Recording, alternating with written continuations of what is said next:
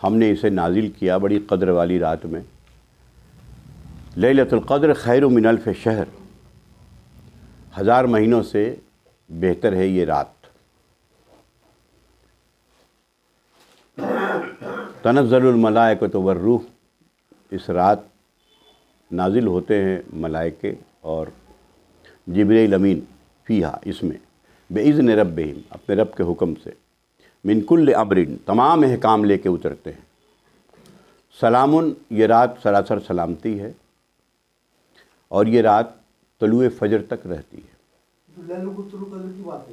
میں بتا رہا ہوں، پہلے بات پوری سن لیجئے. دوسری آیت یہ ہے، اِنَّا أَنزَلْنَاهُ فِي لَيْلَةٍ مُبَارَكَةٍ، ہم نے اس قرآن کو نازل کیا ہے بڑی مبارک رات میں، اور ہم ہیں منذر، ڈر بتانے والے. فیہا یفرق کل امر حکیم، اس رات تمام حکیمانہ امر لے کے یہ فرشتے اس میں اترتے ہیں. امرم من عندنا، ہمارا حکم لے کر. اور اس کے بعد آگے بات آ رہی ہے. تو یہ 2 آیتیں آئی ہیں کہ قرآن کو ہم نے اس مبارک رات میں نازل کیا ہے. جن لوگوں نے کنفیوز کیا ہے لوگوں کو، وہ اس صورت میں کہ پہلی والی تو جو ہے وہ رمضان والی رات ہے، لیکن یہ دوسری والی جو آیت آئی ہے یہ 15 شعبان کی رات ہے، جس کے لیے کہیں کوئی دلیل قرآن و سنت میں نہیں ہے. ایک ہے حضرت اکرمہ، جن کو یہ شبہ ہوا تھا کہیں یہ معاملہ تو نہیں ہے، تو لیکن تمام علماء نے، مفسرین نے اس وقت کہا کہ رد کر دیا کہ نہیں، قرآن میں یہ آیا ہے کہ شہر رمضان الذی انزل فیہ القرآن، یہ تو رمضان ہے جس میں قرآن کا نزول شروع ہوا ہے، تو یہ رات کا تو کوئی سوال ہی پیدا نہیں ہوتا، وہ رات.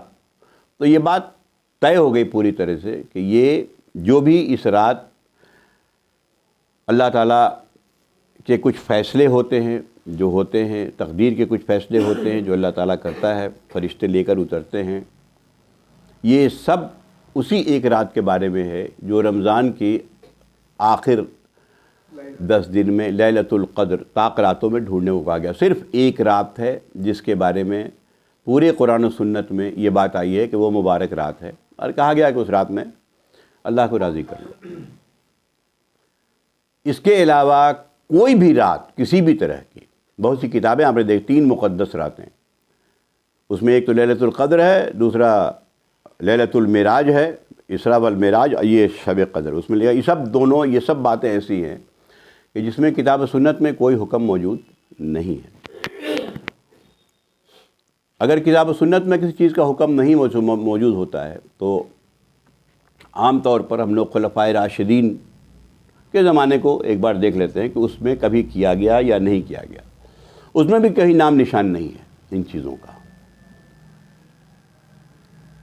اور چونکہ خلفائے راشدین کے اس لیے کہ اس سلسلے میں حدیث آئی ہے کہ علیکم بسنتی و سنت خلفائے راشدین المہدیین، خلفائے راشدین کی سنت تمہارے اوپر، اور جو مہدیین ہیں، ہدایت پائے ہوئے لوگ. تو اس سے یہ ثابت ہوتا ہے کہ قرآن سے کسی بھی طرح کا کوئی اشارہ بھی اس بات کا نہیں نکلتا کہ 15 شعبان کوئی رات ہے، ایسی رات جس میں خصوصی طور پر عبادت کرنے کا کوئی مقصد ہو کہ نہیں یہ رات خصوصی طور پر اس رات میں ہوتا ہے، یہ بات کہیں بھی نہیں ہے. عام حالت میں جو لوگ رات میں عبادت کرتے ہیں، رات کی عبادت ایسے بھی بہت اچھی بات ہے، تہجد میں اٹھیں، نماز پڑھیں، لیکن اس رات کو مخصوص کر کے پڑھنا یہ غلط ہے. اب آئیے یہ قرآن کا معاملہ ہوا. اس طرح کی تقریباً 11 یا 13 حدیثیں آئی ہیں شب برات 15 شعبان کے بارے میں، یاد رکھیے گا. اس میں جو زیادہ حدیث ہے اہم، ایک رات دیکھا حضرت عائشہ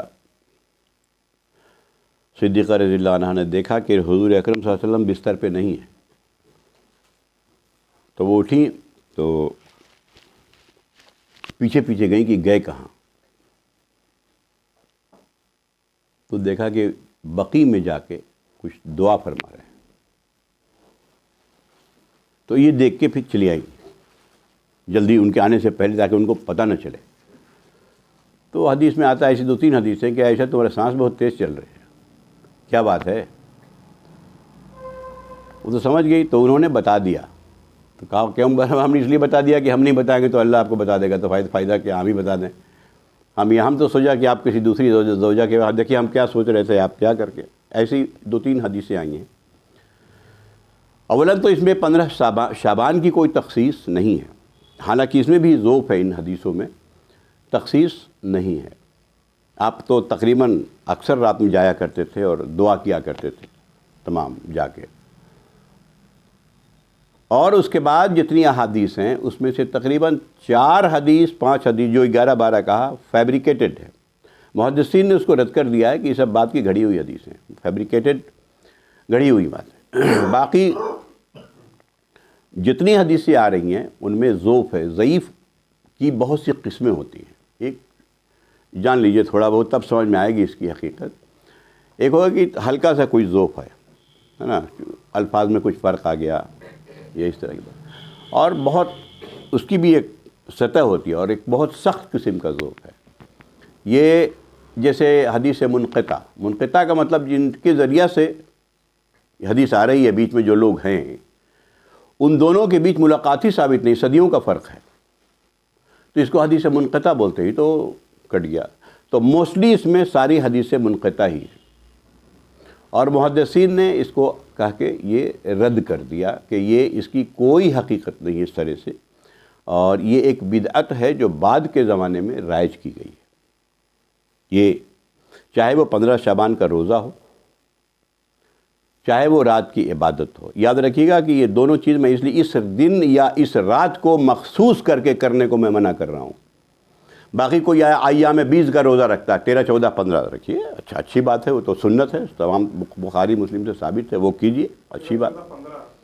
ہاں، ایام 20 کرتے ہیں، چاندنی رات کو، 14ویں کا چاند سنے ہوگا نا جی، ہاں وہی والی بات، تو 14ویں کا چاند والی 13، 14، 15 رکھیے، اس کو ایام 20 بولتے ہیں۔ یا دوسری حدیث میں آتا ہے بھئی پیر کے دن اور جمعرات کے دن آپ رکھتے تھے، رکھیے روزہ، مطلب عام دن کی طرح آپ ضرور رکھیے، اس دن کو مخصوص کر کے ایک پبلک میں اس طرح کی چیزیں بیان کر کے کہ آپ دیکھیں گے کل مغرب کے بعد سے لے کے فجر تک آپ کو جگہ نہیں ملے گی مسجد میں، کہیں بھی نہیں۔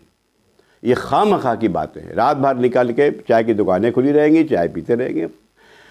دماغ میں یہ ہے کہ آج یہ فائنانشیل بجٹ پاس ہوتا ہے، معاملہ تمام پیسے کا ہے، کہ آج اگر رات چھوٹ گیا میرا تو کہیں میرا معاملہ روزی والا معاملہ نہیں ختم ہو جائے، بس یہ لگا دیا ہے لوگوں نے، اور خواہ مخواہ، حالانکہ قرآن میں فائنانس کا کوئی معاملہ نہیں ہے، بڑے بڑے احکام، کتنے مریں گے کتنے جئیں گے، اس طرح کی تفصیلات ہیں، اللہ تعالیٰ کا معاملہ ہے، وہ کیسے وہ نظم چلاتا ہے وہ اللہ ہی جانتا ہے، یہ متشابہات میں ہم لوگ نہیں جان سکتے، لے کے اترتے ہیں، معاملہ ختم ہو گیا۔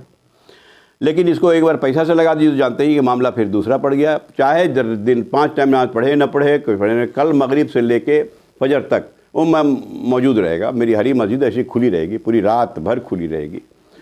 مطلب آپ یقین مانیں کہ مغرب سے لے کے فجر تک میں جا نہیں پاتا ہوں، جگہ ہی نہیں ہے، دھکا دھک مار کے کوئی آگے جا رہا ہے کوئی پیچھے آ رہا ہے، ایک عجیب تماشا بنا دیا۔ تو ان چیزوں سے سختی سے بچنا چاہیے، یہ سب عبادت نہیں ہے، یہ سب ایک بدعت ہے جو لوگوں کے اندر رائج ہو گئی ہے، اس سے خود بچنا چاہیے، بچانا چاہیے لوگوں کو۔ یہ بنیادی بات ہے، چند باتیں جو اس سلسلے میں۔ جی ارے حلوے کی کیا فضیلت، حلوے کی فضیلت میں